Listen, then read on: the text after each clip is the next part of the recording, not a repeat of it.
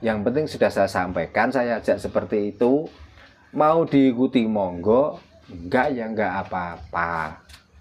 Gitu loh. Jadi tidak ada tendensi lain apa-apa, karena begitu ini saya sampaikan, nanti akan bisa begini, bisa begini. Iya kalau bisa, kalau enggak nanti saya yang bertanggung jawab.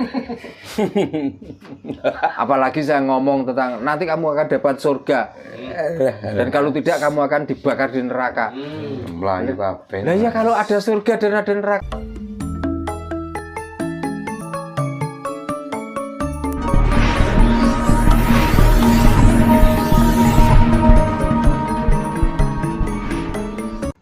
Nah, ini belajar itu bukan untuk ngguroni wong liya, bukan.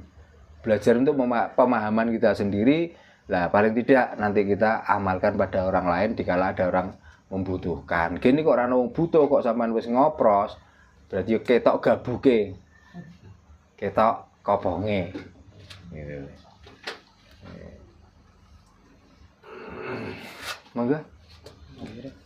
Nah, ini nanti video tentang Raja Kolo Cokro ini kan akan ditonton orang banyak ya Pak Nggih. Nggih.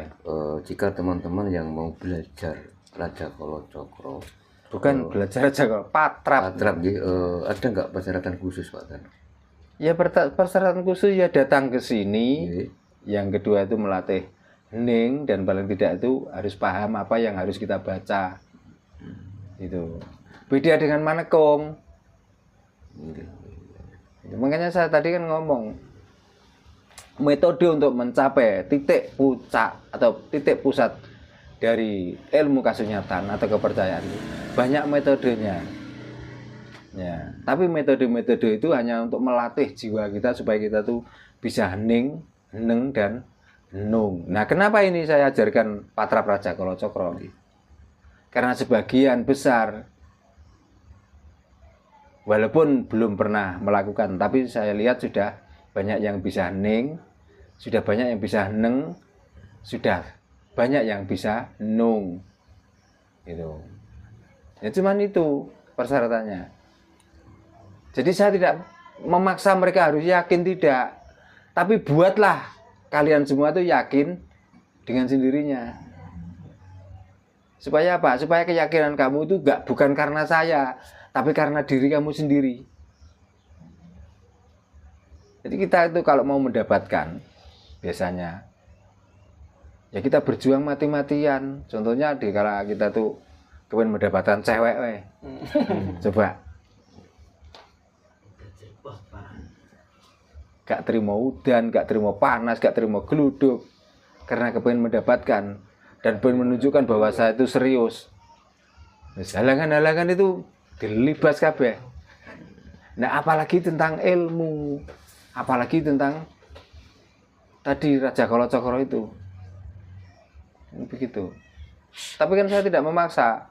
Harus lo ini, kan bukan begitu. Jadi harus tidak harus itu menurut yang belajar masing-masing. Yang penting sudah saya sampaikan, saya ajak seperti itu. Mau diikuti monggo, enggak ya enggak apa-apa. Gitu loh. Jadi tidak ada tendensi lain apa-apa, karena begitu ini saya sampaikan, nanti akan bisa begini, bisa begini. Iya kalau bisa, kalau enggak nanti saya yang bertanggung jawab.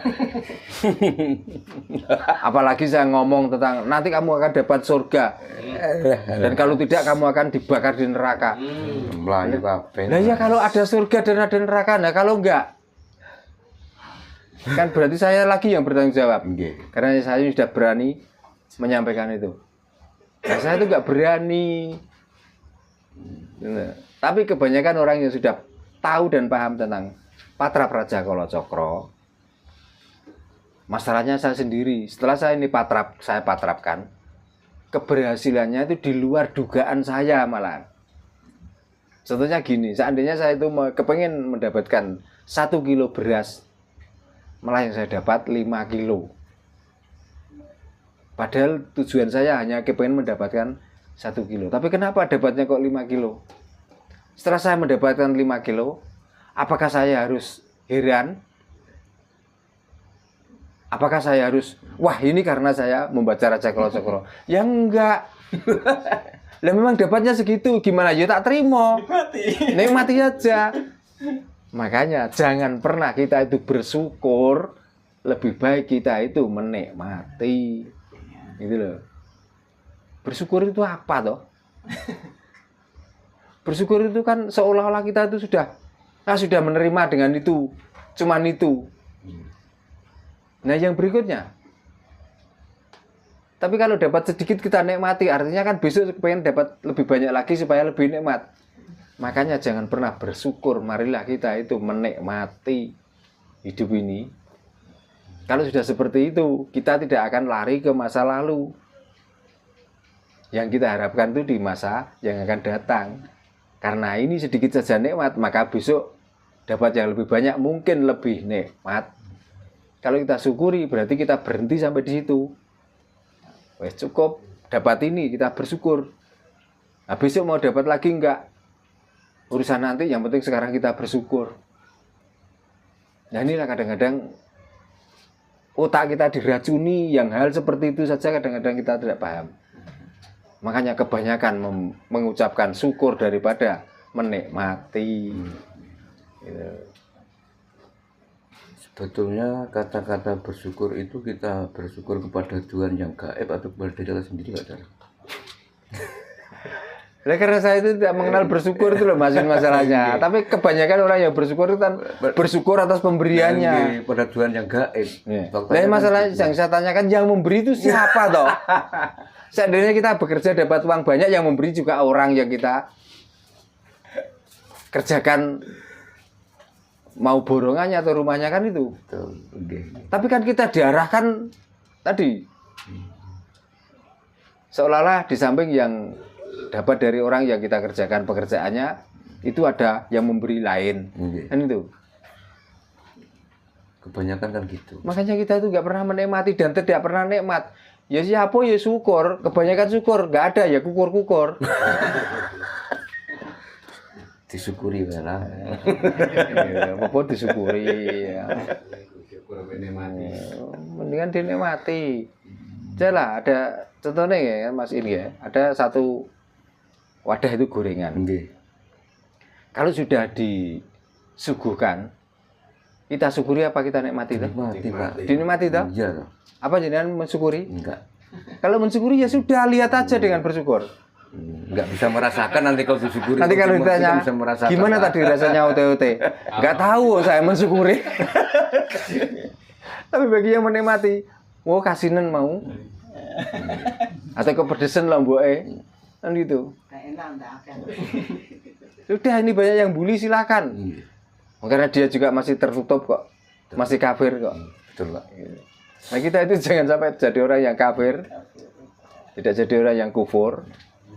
Makanya walaupun bahasa kadang-kadang mendogma kita, tidak bisa bergerak apa-apa ya dari bahasa-bahasa yang sebelumnya kita itu tidak paham, tapi apal, gitu loh. Makanya wis gak perlu apal, yang penting paham itu penting. Disuti masuk atau mboten iki? Mas Yoko nih kok? Karena tentu, mungkin di sini saya namakan pencerahan, bukan belajar ilmu ya. Nah belajar ilmu gampang, ya. Ilmunya orang mau tidur berarti harus bubuk dulu ngantuk, wes gak usah dipelajari. Ilmunya orang mau kelon masuk kamar dulu bercumbu, wes gak usah dipelajari semedeso. Nah sing susah itu, dikala kita nggak punya uang mau mendapatkan ilmu dapat uang gitu. Nah itu. Kan itu tuh. Kita punya hutang banyak, kita sulit untuk membayarnya. Kan ini yang perlu dipelajari. Maka kita supaya mendapatkan itu, marilah kita itu bertuhan, mencari jalan untuk menutupi kebutuhan. Gitu loh. Nah, caranya gimana? Caranya dengan tawatap Raja Cokro. Artinya itu kita mengultimatum Tuhan. Supaya apa? Supaya tangan harus berfungsi sesuai dengan pekerjaan tangan. Supaya kaki berfungsi sesuai dengan pekerjaan kaki, supaya mulut berfungsi sesuai dengan pekerjaannya. Maka di dalam Raja Kala Cakra yang jumlahnya itu kurang lebih sekitar berapa ya? 39 kalau nggak salah. Itu organ-organ yang besar yang semuanya harus difungsikan masing-masing. Setelah itu baru kita itu di tengah-tengahnya mengultimatum Tuhan dengan bacaan Yo Morojo Joromoyo, Yo Namarani Niromoyo, dan seterusnya gitu. Jadi begini, di saat kita mengambil, awalnya di saat kita itu dahaga, kita mengambil gelas dan mengambil air kendi. Di saat air kendi dituangkan di gelas, kita minum yang kita inginkan supaya dahaga kita hilang. Di saat perut kita lapar, kita mengambil piring dan mendekati nasi yang sudah dimasak itu tadi, lalu nasi itu dituang di dalam piring, dikasih sayur, itu kurang enak, masih kita mengambil ikan. Yang kita butuhkan bukan sayurnya, bukan nasinya, bukan ikannya, tapi rasanya. Nah, dari rasa itulah menimbulkan kenyang. Itulah fungsi Raja Kala Cakra. Jadi nanti setelah itu dipatrapkan dan kita itu paham di dalam Raja Kala Cakra, yaitu tadi yang kita harapkan 1, tapi kadang-kadang dapatnya 5. Inilah yang kadang-kadang kita sendiri juga sulit cara untuk mengerti ya dari mananya itu. Itulah fungsi Raja Kala Cakra. Makanya di dalam pewayangan, di dalam ruwatan itu juga membacakan itu, walaupun dia tidak paham kan dia sudah percaya. Dengan mendatangkan dalang lalu mengadakan ruwatan dengan bacaan Raja Kala Cakra, kita yakin bahwa semua penyakit kita hilang. Nanti setelah ini rezeki kita datang. Kan begitu. Dari pikiran kita sendiri. Gitu loh. Dan nanti terlepas itu hilang atau tidak, yang penting kan itu sudah ada ruwatan. Nah, kita ruwatan mendatangkan dalang itu biayanya banyak. Makanya supaya tidak mengeluarkan uang banyak, di sini saya ajari untuk membacakan Raja Kala Cakra sendiri masing-masing pada dirinya sendiri dan keluarganya masing-masing, supaya tidak di dalam otak kita itu tidak, karena anak kita 2, wah ini laki perempuan gendono gendini, nggak seperti itu saja terus. Nah, dengan pemikiran kita itu yang kadang-kadang itu ragu dan lain sebagainya, maka dari keraguan itu akan terjadi. Tapi kalau kita sudah memegang Raja Kala Cakra dan bisa patrapnya, bebas, bacaannya sama, patrapnya sama seperti dalang, dan saya baca, berarti saya sudah hilang dari sengkolo itu. Itu masih tentang ruwatan wau. Jadi penting mana ruwatan dengan belajar Raja Kala Cakra. Ya kalau saya ya dua-duanya penting. Kalau kita nggak bisa membaca sendiri, ya harus mendatangkan dalang. Maka yang diuntungkan saya.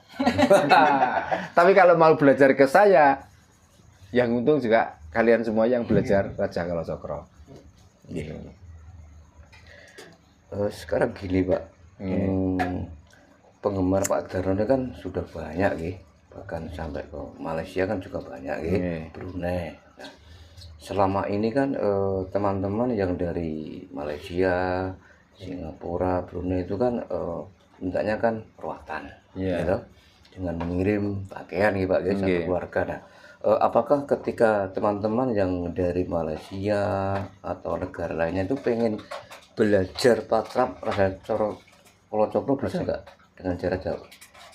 Kalau dengan jarak jauh, ya tetap nggak bisa. Itu nggak bisa, gitu? Tetap nggak bisa. Ya kalau kita umpamakan begini, di saat kita itu menghendaki salah satu benda, walaupun bisa nanti saya menyukai ini kita bisa transfer. Tapi di saat ditransfer nanti dapatnya benda nggak sesuai yang diinginkan gimana? Gitu. Siapa yang bertanggung jawab? Kan itu.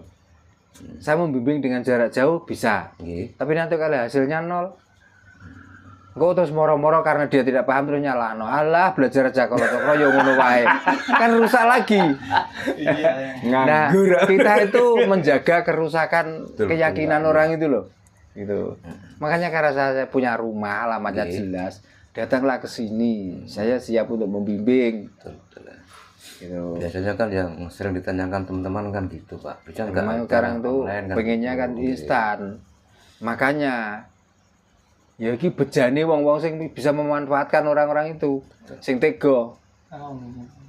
Nyatanya dari jauh, ini bisa begini, oh bisa. Syaratnya gimana? Syaratnya terserah saya, yang penting kamu kirim. Transfer. Ya, setelah ditransfer nggak ada apa-apa. Nanti ditelepon pun sudah nggak aktif. nomornya.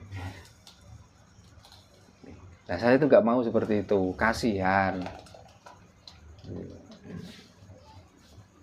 Ya, namanya orang ya nek jenenge duit nih nggih melet kabeh Mas kula niki. Bendina niki butuh Tuhan niku duit niku Tuhan kula. Nek ora ada duit niku rasanya Tuhan kula niku wis hampa pokoknya. Jadi kula niku jujur mawon. Kula tanglet jane Tuhane Pak Darno itu apa? Duit. Tak jelas sama saya, tak jawab. Nggih, Tuhanku kuwi duit. Gitu. Gini kok jenengan kabeh iku bertuhan lain, monggo silakan. Saya yang paling utama duit, karena itu alat tukar yang paling mudah untuk menukar apapun. Nah, duit itulah Tuhan, duit itulah kebutuhan saya. Makanya selama ini saya itu menyembah duit.